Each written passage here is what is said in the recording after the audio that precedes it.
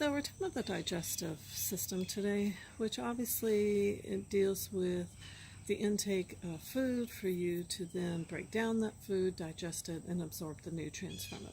So obviously it's going to start with the mouth as the intake. We're showing here in the thoracic and abdominal cavities just the placement of the various organs so you learn the location relative to each other. So if we're going to remove the lungs and remove the heart, when you chew your food and then swallow, when the food gets to the back of the oral cavity, the back of the mouth, it's going to then move down the pharynx. There's a certain point the tongue's going to help push the food back, and there's a certain point where it's going down. And then this shows this light colored back here tube. That's the esophagus. It's behind the trachea.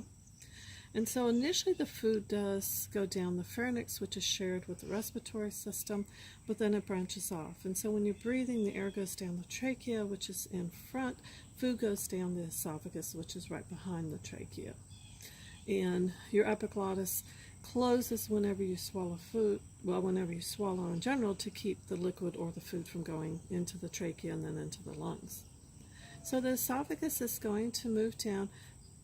This right here, kind of gray line, simulates where the diaphragm is.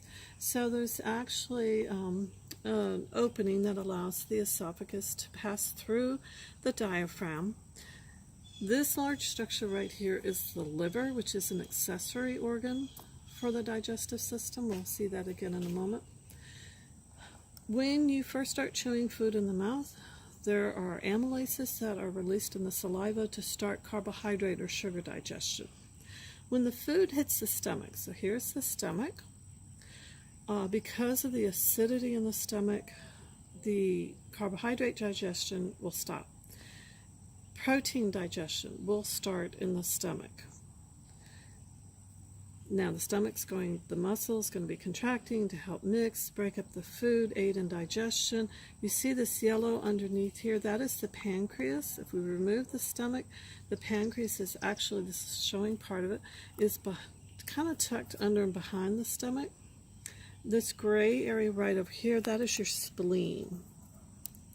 From the stomach, the food is going to be released in small increments into the small intestines. The small intestines is divided into the duodenum, which is the first section, and then the jejunum, which is the middle section, and at the very end is the ileum.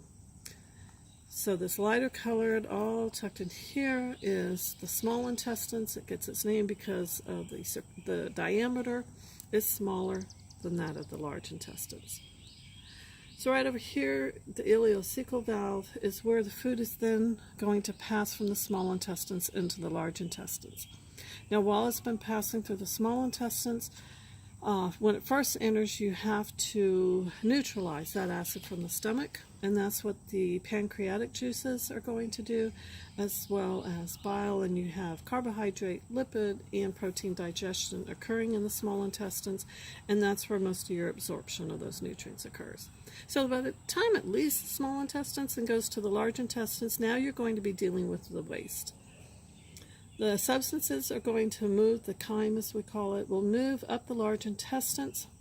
It will move up the ascending colon, the transverse colon, down the descending colon, to the smygmoid colon, and then the rectum, and then out the anus. In the large intestines, this is where you are having a lot of microorganisms are there, and they're doing some final digestion. They're producing things like vitamin K.